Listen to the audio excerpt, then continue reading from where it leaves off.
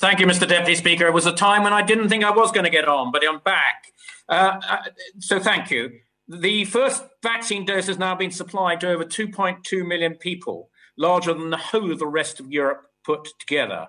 A brilliant start to this huge programme to vaccinate a significant proportion of the United Kingdom people. I'd like to take this opportunity, Mr. Deputy Speaker, to thank our healthcare workers in Gloucestershire, who've been working very hard since Christmas to meet the 4 priority groups by mid-February. I understand that most care home residents and workers will be vaccinated by the end of this week. A fantastic achievement.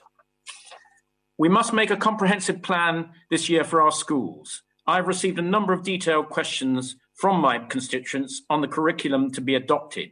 For example, are Ofqual considering the idea of grades being announced earlier this year to provide certainty and time, if needed, to appeal their grades? Will some form of mini exam or coursework on the content learnt be expected to help in grading accurately? And what will be the plan for students who don't take normal exams, for example, apprenticeships or the new T-levels being trialled at Cirencester College?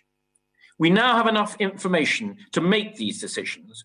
We should make them and adhere to them. Clarity must be provided for schools, parents and pupils, with all government communications and websites being clear and not contradictory.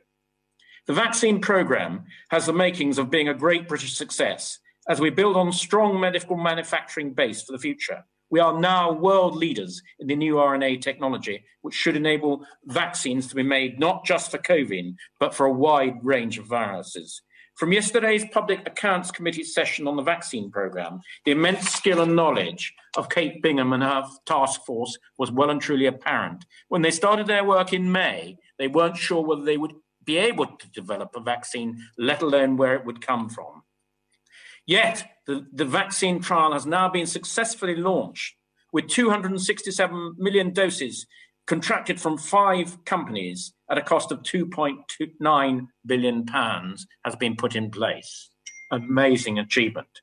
The strong message of recovery now needs to come from government, encouraging everyone to take up the vaccination so that we can enable individuals, schools, hospitals, and above all businesses to have a well overdue return to normal life. Thank you, Mr. Deputy Speaker.